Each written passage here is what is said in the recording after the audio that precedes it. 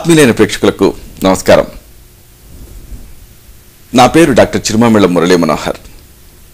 ఆయుర్వేద సంహిత ఈ కార్యక్రమానికి మీకందరికీ స్వాగతం.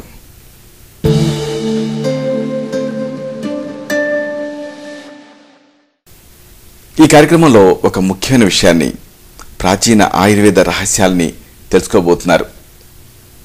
ఆకలింపు చేసుకొని ఆచరిస్తే ఈ అంశాలు మీ మొత్తం జీవితాన్ని అనూహ్యంగా మార్చేస్తాయి, సంపూర్ణమైన ఆరోగ్యాన్ని తిరిగి పొందేలా చేస్తాయి.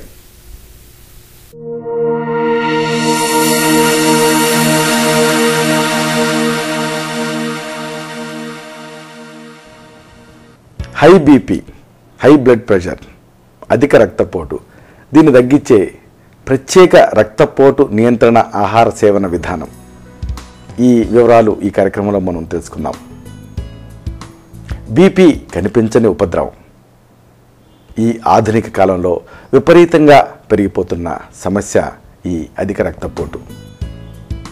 పట్టుమని 3 పదుల వయసు కూడా రాకముందే హై బీపీ వచ్చి కూర్చుంటుంది. పైగా ఎప్పుడు వస్తుందో తెలియదు, ఎలా వస్తుందో తెలియదు. కానీ వచ్చిన దగ్గర నుంచి పైకి ఏమీ కనిపించకుండానే లోపల తొలి చేయటం మొదలుపెడుతుంది. పట్టించుకోకుండా వదిలేశారనుకోండి, గుండె జబ్బుల నుంచి పక్షవాతం వరకు ఎన్నో ముప్పులు పెరిగిపోతాయి. ఇక దీనికి మధుమేహం కూడా తోడైందంటే అగ్నికి ఆజ్యం కలిసినట్టే. మరి ఇంత పెద్ద సమస్య అయిన హై బీపీని అసలు రాకుండా చూసుకోలేమా? ఇదే ప్రశ్నతో వైద్య పరిశోధన రంగం చాలా కాలంగా కుస్తీలు పడుతోంది. మన అలవాట్లని మార్చుకోవటం ద్వారా, లేకపోతే మన ఆలోచనలని మార్చుకోవటం ద్వారా, పోనీ మన ఆహారాన్ని మార్చుకోవటం ద్వారా హై బీపీని రాకుండా చూసుకోవచ్చు. దీనికి ఒక ప్రత్యేకమైన రక్తపోటు నియంత్రణ ఆహార సేవన విధానం అనేది ఉంది. దీని గురించి ఈ కార్యక్రమంలో మనం వివరంగా తెలుసుకోబోతున్నాం. మనం ఈ ప్రత్యేకమైన రక్తపోటు నియంత్రణ ఆహార సేవన విధానాన్ని అనుసరిస్తే అధిక రక్తపోటు బారిన పడకుండా మనల్ని మనం కాపాడుకోవచ్చు. కాపాడుకోవటమే కాదు, ఇప్పటికే హై బీపీ ఉన్న వాళ్ళు కూడా ఈ హై బీపీని చక్కగా నియంత్రణలోకి తెచ్చుకోవచ్చు. సరే, ఇక్కడ ఒక ముఖ్యమైన విషయం చెప్పాలి. ఆహారం అనేది మన జీవితానికి మౌలికం. మనం తినే ఆహారం మన మనుగడకి కావలసినటువంటి శక్తిని ఇస్తుంది. శక్తిని ఇవ్వటమే కాదు, శారీరక మానసిక ఆరోగ్యాన్ని గణనీయంగా ప్రభావితం చేస్తుంది. ఇది మనందరికీ తెలుసు. అయితే ఆహారంలో, అలవాట్లలో చిన్న చిన్న మార్పులు చేసుకోవటం ద్వారానే మనం హై బీపీ, మధుమేహం ఇలాంటి సమస్యలు రాకుండా చూసుకోవచ్చా? చాలామంది అడుగుతూ ఉంటారు. ఈ మధ్య అధ్యయనాలు, పరిశోధనలు ఇవన్నీ కూడా ఈ ఆలోచనని బలంగా సమర్థిస్తున్నాయి. ముఖ్యంగా ఆహార పద్ధతిని పాటించడం ద్వారా హై బీపీ రాకుండా చూసుకోవచ్చు అని అధ్యయనపూర్వకంగా నిరూపించడం అనేది చెప్పుకోవాల్సినటువంటి అంశం. ఒకసారి అధిక రక్తపోటు వచ్చిన తర్వాత మందులు వేసుకోవటం, ఇతరత్ర జాగ్రత్తలు తీసుకోవటం, ఇలాంటి వాటన్నిటి కంటే కూడా అసలు దాని బారిన పడకుండా చూసుకోవటమే మేలు. ఈ దిశగా ఎంతో మేలు చేసే విధానం ఈ ఆహార సేవన విధానం. ఇక్కడ మరొక విషయం చెప్పాలి. బీపీ పెరిగిపోవటానికి దోహదం చేసే ఉప్పు అంటే సోడియం వినియోగాన్ని బాగా తగ్గించేయటం ఈ ఆహార సేవన విధానంలో చాలా ముఖ్యమైనటువంటి అంశం. అయితే ఇదే సమయంలో బీపీ తగ్గటానికి దోహదం చేసేటటువంటి పొటాషియం, కాల్షియం, మెగ్నీషియం ఈ పోషకాలు ఎక్కువగా ఉండేటటువంటి ఆహారాన్ని తీసుకునేలాగా కూడా సూచించడం జరుగుతుంది. అన్నీ ఒక్కసారిగా కాకపోయినా దశల వారీగా ఈ ఆహార సేవన పద్ధతిని పాటిస్తే కొద్ది వారాల్లోనే మంచి ప్రభావం కనిపిస్తుంది. దీన్ని కొనసాగించిన కొద్దీ మరింత మంచి ఫలితం కనిపిస్తుంది. ఇది పరిశోధనలో తేలింది. స్థూలంగా చూస్తే ఇది కేవలం బీపీని తగ్గించేందుకే కాదు, మొత్తం ఆరోగ్యాన్ని మెరుగుపరిచేందుకు, ముఖ్యంగా బరువు నియంత్రణకు కూడా బాగా తోడ్పడుతుంది. గుండె జబ్బులు, క్యాన్సర్లు, ఎముకలు గుల్లబారటం, పక్షవాతం, మధుమేహం ఇలాంటి సమస్యల బారిన పడకుండా కూడా ఈ విధానం రక్షణ ఇస్తుంది. ఇక్కడ మరొక ముఖ్యమైన విషయం చెప్పాలి. హై బీపీ భయపెట్టేటటువంటి ఒక ముఖ్యమైన సమస్య. అసలు రక్తపోటు రాకుండా నివారించుకోవటం మీద మనం ముందు నుంచే ఎందుకు దృష్టి పెట్టాలి అన్నది కీలక ప్రశ్న.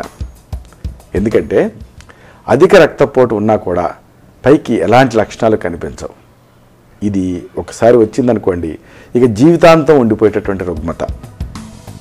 అధిక రక్తపోటు బాధితుల్లో గుండె మరింత బలంగా పనిచేస్తూ ఉంటుంది. వీళ్ళల్లో రక్తం అధిక పీడనంతో పంప్ అవుతూ ఉండటం మూలంగా ఆ భారం రక్తనాళాలు, గుండె, మూత్రపిండాలు, మెదడు, కళ్ళు ఇలాంటి కీలక అవయవాల మీద పడుతుంది. అందుకే అధిక రక్తపోటుని నియంత్రణలో ఉంచుకోకపోతే గుండె జబ్బులు, మూత్రపిండాల జబ్బులు, పక్షవాతం, అంధత్వం ఇలాంటివి వచ్చే ప్రమాదం ఉంటుంది. ఇక మరొక ముఖ్యమైన విషయం చెప్పాలి. ప్రస్తుతం మన దేశంలో అధిక రక్తపోటు బాధితుల సంఖ్య బాగా గణనీయంగా పెరిగిపోయింది. 60 ఏళ్ల కిందట పట్టణ ప్రాంతాల్లో 2% మందిలో మాత్రమే కనపడిన ఈ సమస్య ఇప్పుడు 25% మందిని వేధిస్తోంది. గ్రామాల్లో 15% మంది ఈ అధిక రక్తపోటుతో బాధపడుతున్నారు అని అంచనాలు చెబుతున్నాయి. 2020 నాటికి ప్రతి 1000 మందిలో దాదాపు 160 మంది హై బీపీ బాధితులు ఉండొచ్చు అని అధ్యయనకారులు భావిస్తున్నారు. ఇక ఈ హై బీపీకి ముందస్తు దశ అయిన ప్రీ హైపర్ టెన్షన్ దశలో ఉంటున్న వాళ్ళ సంఖ్య తక్కువేం కాదు. పట్టణాల్లో ఇది 32% వరకు ఉంటుంది. ఇది అధ్యయనంలో తేలింది. వయసుతో పాటు బీపీ క్రమేపీ పెరుగుతూ ఉండటం అన్ని ప్రాంతాల్లోనూ జరుగుతోంది. దీనికి తోడు పట్టణీకరణ, నగరీకరణ, జీవన శైలి మార్పులు, ఉప్పు వినియోగం పెరిగిపోవటం ఇలాంటి రకరకాల అంశాలు హై బీపీ ముప్పుని మరింతగా పెంచుతున్నాయి. అందుకే మనందరం కూడా కొన్ని కనీస జాగ్రత్తలు తీసుకోవడం అనేది చాలా అవసరం. ఇవి ఏమిటంటే, ఒకటి, సోడియం తక్కువగా ఉండేలాగా ఆహార విధానాలని పాటించాలి. అలాగే మద్యం అలవాటు ఉంటే దాన్ని పరిమితం చేసుకోవాలి లేదా పూర్తిగా మానేయాలి.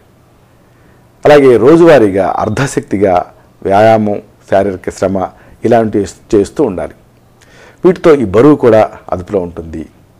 ఇక మరొక విషయం, బీపీని తగ్గించేటటువంటి ప్రత్యేకమైన రక్తపోటు నియంత్రణ ఆహార సేవన విధానం అనుకున్నాం కదా, ఈ విధానం గురించి వివరంగా తెలుసుకుందాం. ముఖ్యంగా చెప్పాల్సింది ఉప్పు అంటే సోడియం తక్కువగా ఉండేటటువంటి పదార్థాలు, రకరకాల పోషకాలతో కూడిన కూరగాయలు, పండ్లు, వెన్న తీసిన పాల పదార్థాలు వీటిని ఎక్కువగా తీసుకోండి. పొట్టు తీయని ధాన్యాలు, చేపలు, కోడి మాంసం, గుడ్లు, గింజ ధాన్యాలు వీటిని కూడా యథోచితంగా తీసుకోవచ్చు. ఇదే సమయంలో కొలెస్ట్రాల్ ఉండే పదార్థాలని, సంతృప్త కొవ్వు పదార్థాలని, పొట్టు తీసిన శుద్ధి చేసిన ధాన్యాల్ని తగ్గించడం కూడా చాలా ముఖ్యం. ఉప్పు తగ్గించడంతో పాటు పొటాషియం, కాల్షియం, మెగ్నీషియం ఇవి ఎక్కువగా ఉండేటటువంటి పదార్థాలని తీసుకుంటే ఫలితాలు మంచి సమర్థవంతంగా మెరుగ్గా ఉంటాయి. ఇక మరొక ముఖ్యమైన విషయం, హై బీపీ మరీ ఎక్కువగా లేకపోతే చాలా వరకు ఈ ఆహార విధానం ద్వారానే బీపీ నియంత్రణలోకి తెచ్చుకోవచ్చు. ఇంకా దాన్ని అలాగే నియంత్రణలో కూడా ఉంచుకోవచ్చు. సరే, మరి ఏం తీసుకోవాలి? ఈ విషయాలు తెలుసుకుందాం. మనం నిత్యం ఎన్ని క్యాలరీల ఆహారం తీసుకోవాలన్నది మన శారీరక అవసరాల మీద ఆధారపడి ఉంటుంది. ఇది వ్యక్తికి మారిపోతూ ఉంటుంది. కాబట్టి ఆహార సేవన విధానంలో వ్యక్తుల అవసరాన్ని బట్టి ఎంత మోతాదులో ఎలాంటి ఆహారం ఎన్నిసార్లు తీసుకోవాలి అన్నది ఖచ్చితంగా నిర్దేశించడం జరుగుతుంది. మామూలుగా కన్సల్టేషన్లో ఇది సూచిస్తూ ఉంటాం. అయితే సగటున ఒక మోస్తరు శారీరక శ్రమ చేసేవాళ్ళు రోజుకి 2000 క్యాలరీలని తీసుకోవాల్సి ఉంటుంది. వీళ్ళకి సూచించే నియమాలు ఎలా ఉంటాయి అనేది తెలుసుకుందాం. ఉప్పుని రోజు మొత్తం మీద 6 గ్రాములకి మించకుండా చూసుకోవాలి. ఇదొకటి. అంటే ఇది 1 చెంచా ఉప్పుతో సమానం. చిరుతిళ్ళు, పచ్చళ్ళల్లో కూడా ఈ ఉప్పు ఎక్కువగా ఉంటుంది కాబట్టి వీటిని మానేయాలి. ప్యాకేజ్డ్ ఫుడ్స్లో పదార్థాలను దీర్ఘకాలం పాటు నిల్వ ఉంచడానికి ఏం చేస్తారు? ఉప్పుని ఎక్కువగా వాడుతూ ఉంటారు. కాబట్టి వీటికి దూరంగా ఉండటం అనేది చాలా అవసరం. బేకరీ పదార్థాలు, అప్పడాలు, ఫాస్ట్ ఫుడ్స్ ఇలాంటివి మానేయండి.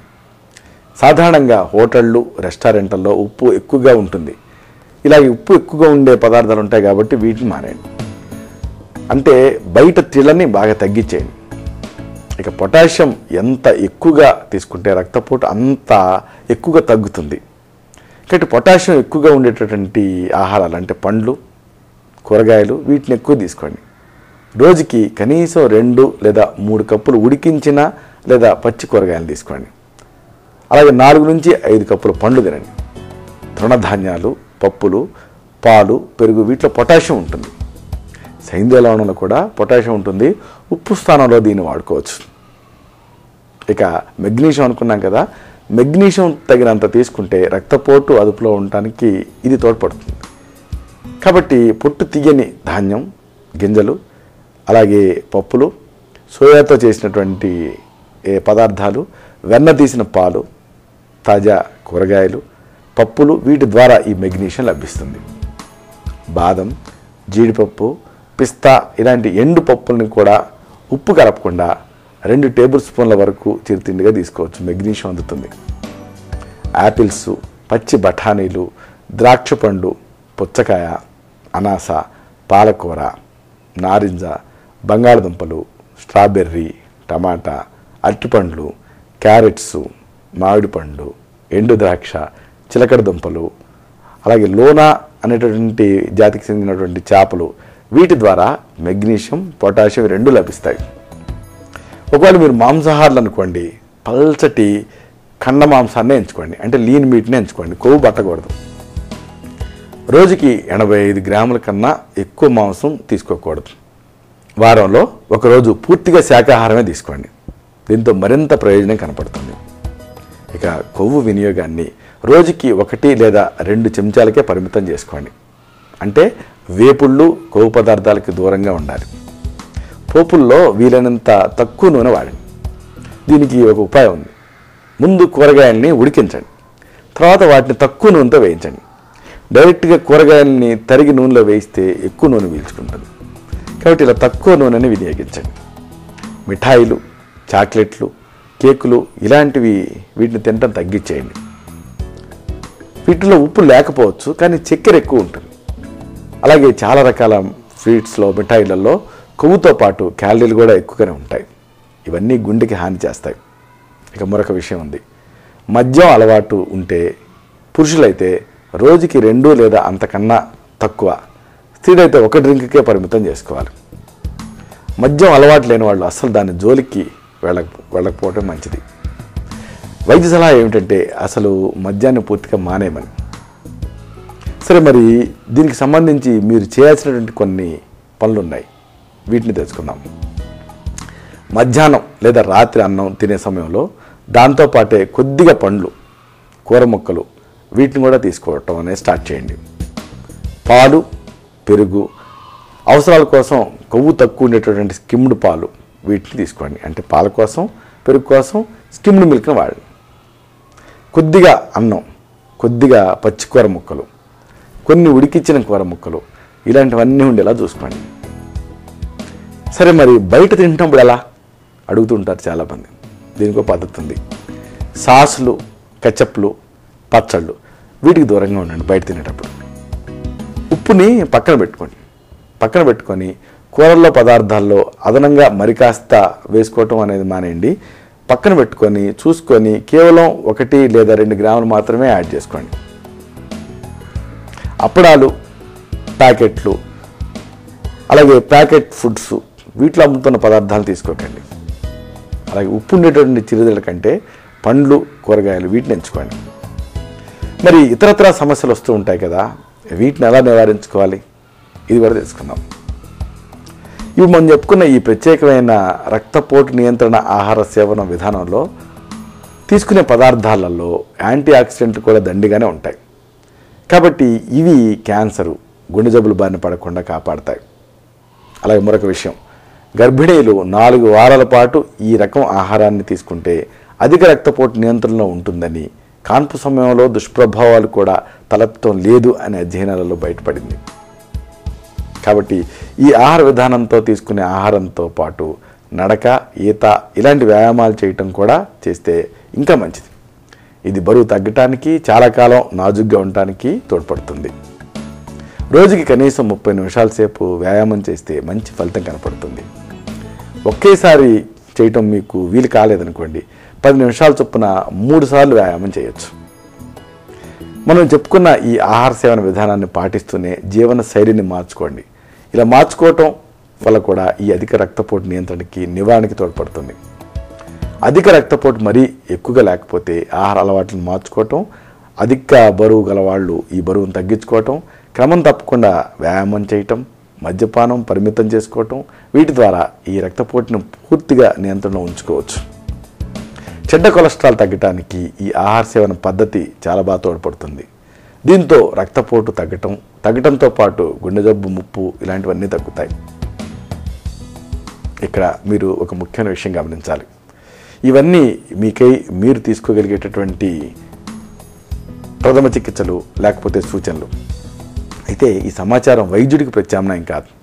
ఆయుర్వేద వైద్య విధానంలో మనోశరీర తేడాలను బట్టి, వ్యక్తిగత తత్వాన్ని బట్టి ఆహార చికిత్సలు, ఔషధాలు, పథ్యాలు, సూచనలు మారుతూ ఉంటాయి.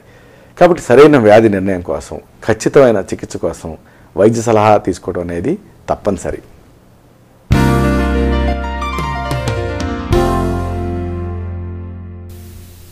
చూశారు కదా, ఇది విషయం. ఈ కార్యక్రమం మీకు ఉపయోగపడుతుందని ఆశిస్తాను. అలాగే ఇందులోని విషయాల మీద మీకు అవగాహన పెరిగిందని భావిస్తాను. దీనిలోని విషయాలు నలుగురికి చేరేలాగా, 10 మందికి ఉపయోగపడేలా మీ వంతు సహాయం మీరు చేయండి.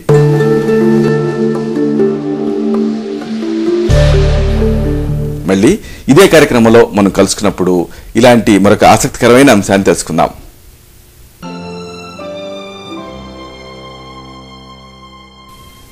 శతం జీవ శరదో వర్ధమానః, శతం హేమంతాన్ శతం వసంతాన్. 100 శరత్తులు, 100 హేమంతాలు, 100 వసంతాలు వర్ధిల్లుతూ జీవించండి.